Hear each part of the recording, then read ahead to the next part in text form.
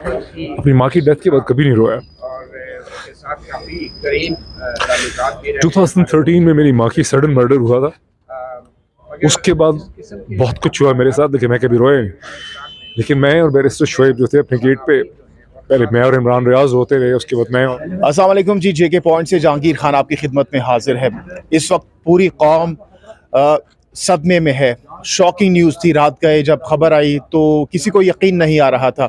अरशद शरीफ साहब के इंतहाई करीबी साथी मोहित पीरजादा साहब हमारे साथ मौजूद है। इनसे बात करते हैं, इनसे पूछते हैं कि जब इनको खबर मिली तो इनका उस पर क्या रिएक्शन था। जी मोहित पीरजादा साहब। कोई सुबह 3 बजे के बाद मैं काम कर रहा था अपना, तो 3 बजे के करीब मैंने टेक्स्ट मैसेज देखा। हसन असलम शाद एक वकील हैं, पार्टनर हैं एक लॉ फर्म में ओमान में। उनका मुझे टेक्स्ट था कि मुझे ये अरशद शरीफ की खबर क्या है, मतलब is this true? So I had no information और मैंने पूछा कि क्या है। मेरे ज़हन में था कि अरशद शरीफ ने वापस आ रहा है, शायद दोबारा गिरफ्तार हो गए होंगे, बिकॉज मुझे पता था सॉरी कि उन्होंने एक पिटिशन डाली हुई थी 27 अक्टूबर में लगनी थी इस्लामाबाद हाई कोर्ट में, ताकि उनको बेल मिले ट्रांजिटरी, वो वापस आना चाहते थे।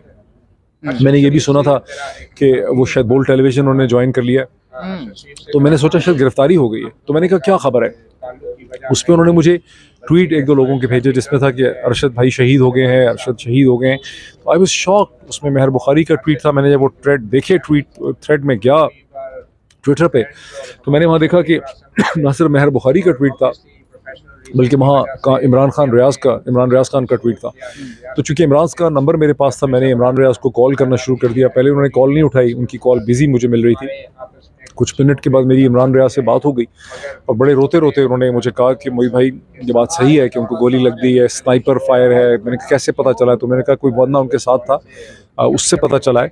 उसने यहाँ पे कॉल किया है कि उनको गोली लगी है और उसकी मुझे पता चला डेथ है। तो हम दोनों रोने लग गए धाड़े मार मार के, मतलब कुछ कंट्रोल नहीं हो रहा था।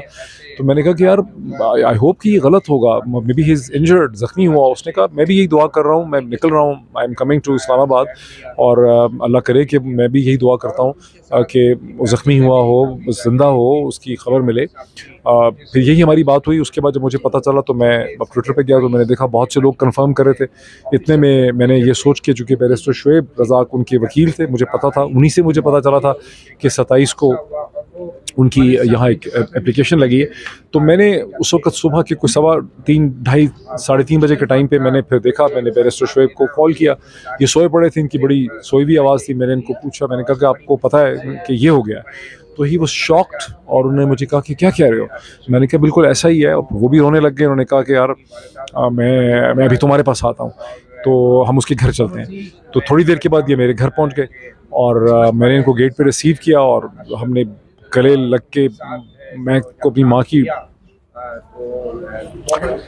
की डेथ के बाद कभी नहीं रोया। 2013 में मेरी माँ की सडन मर्डर हुआ था। उसके बाद बहुत कुछ हुआ मेरे साथ, लेकिन मैं कभी रोया नहीं। लेकिन मैं और बैरिस्टर शोएब जो थे अपने गेट पे, पहले मैं और इमरान रियाज होते रहे, उसके बाद मैं और बैरिस्टर शोएब जो है हम रोते रहे। फिर हम उनके घर गए, वहाँ उनकी फैमिली से मुलाकात हुई। वहाँ सभी लोग जो हैं वो रो रहे थे। उनकी बच्ची को देखने का मौका मिला, उनके और घर वालों को देखने का मौका मिला। अनबिलीवेबल और अनबिलीवेबल, मतलब नाकाबिल यकीन लगा कि ये चीज़ हो गई। मतलब ऐसा लगता था कि अभी कोई फ़ोन आएगा, वो कहेगा कि नहीं वो ज़ख्मी हुए हैं। ऐसा नहीं हुआ। लेकिन उनकी मदर को देखा, बहुत ही वो कंट्रोल में थी। उन्होंने कहा कि बेटो, वहाँ शहर आफरीदी भी थे, वहाँ बहुत से लोग थे मीडिया के, और शेल शॉक्ड। और उनकी वालिदा जो थी वो मसलसल ये कह रही थी कि मैंने तो उसको इसलिए जाने दिया था कि मैं समझती थी कि उसकी ज़िंदगी महफूज होगी, उसको यहाँ ख़तरा था। कोई गालिबन अफ़गान ग्रुप जो था वो थ्रेटन कर रहा था, कोई उस वक्त कोई इस तरह की खबर थी। और वहीं मुझे लोगों से पता चला कि वो, मैंने पहले भी सुना था लेकिन वहाँ भी सुना कि वो अबू धाबी चले गए थे, दुबई में थे। वहाँ दुबई की गवर्नमेंट ने, पहले वो वहाँ ठहरे हुए थे और उनको कहा कि पाकिस्तान गवर्नमेंट शायद आपको डिपोर्ट करना चाहती है, लेकिन हम आपको डिपोर्ट नहीं करेंगे, आप फौरी तौर पे 24 से 48 घंटे में दुबई छोड़ दें। और उस वक्त चूँकि वीज़ा फ्री एंट्री उनको कीनिया में मिली, वो कीनिया चले गए वीज़ा फ्री एंट्री में, बिकॉज पाकिस्तान के पासपोर्ट पे वीज़ा फ्री एंट्री दुनिया के अक्सर ममालिक में नहीं है। मेरा ख्याल है तुर्की में है जो एयरपोर्ट पे मिलती है। तो वो वहाँ चले गए और तो ये मतलब वहाँ सारी सिचुएशन हुई।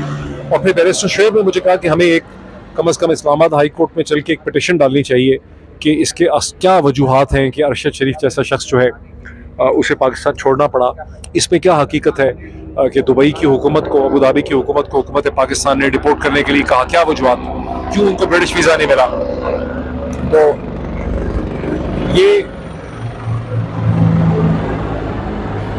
तो यही मकसद है जिसमें चीफ जस्टिस ऑनरेबल अतर मिनल्ला के सामने हम पेश हुए।